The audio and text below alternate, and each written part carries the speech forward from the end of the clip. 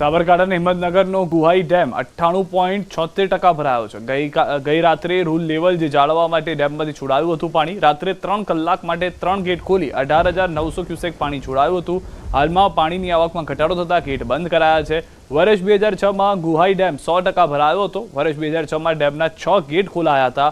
19 વર્ષ બાદ ચાલુ સાલે ડેમમાંથી છોડાયું છે પાણી। આ ડેમ હિંમતનગર અને ઈડર તાલુકાના ગામડાઓને પીવાનું તેમજ સિંચાઈનું પાણી પૂરું પાડે છે। હિંમતનગર તાલુકાના 27 ગામના ખેડૂતોને કેનાલ મારફતે સિંચાઈનું પાણી આપવામાં આવે છે। જળાશયમાં પાણીની આવકમાં વધારો થયા બાદ પાણી છોડવામાં આવી શકે છે।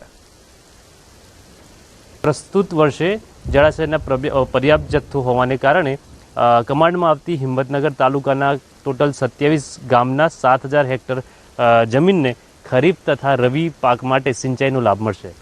હિંમતનગર પાસે આવેલો જે ગુહાઈ જળાશય છે, ગુહાઈ જળાશય 98.76% જેટલો ભરાઈ ચૂક્યો છે ને જે ગઈકાલે રાત્રે પર રૂલ લેવલ સાચવવા માટે 3 જેટલા ગેટ ખોલીને પાણીનું 19,000 ક્યુસેક જેટલું પાણી હાથમતી નદીમાં છોડવામાં આવ્યું હતું અને જેના કારણે જે હાથમતી નદી પણ બે કાંઠે વહેતી થઈ હતી ને જે વેસ્ટ વેર ઉપરથી પાણી પસાર થઈ રહ્યું હતું। એટલે નોંધનીય છે કે જે આ ગુહાઈ જળાશય છે, ગુહાઈ જળાશય 2006માં એકવાર જે 1991માં બન્યા બાદ 2006માં જે 6 ગેટ ખોલવામાં આવ્યા હતા અને બાદમાં 2025માં એટલે કે 19 વર્ષ બાદ ફરીથી જે આજે 3 ગેટ ખોલવામાં આવ્યા છે, જેના કારણે જે આ જળાશય છે જળાશયમાં 98.76% જેટલો જથ્થો જોવા મળી રહ્યો છે।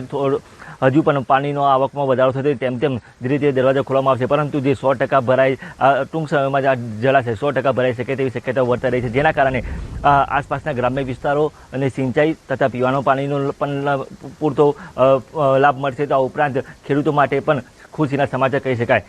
ઈશાન પરમાર, ન્યૂઝ 18 ગુજરાતી, સાબરકાંઠા।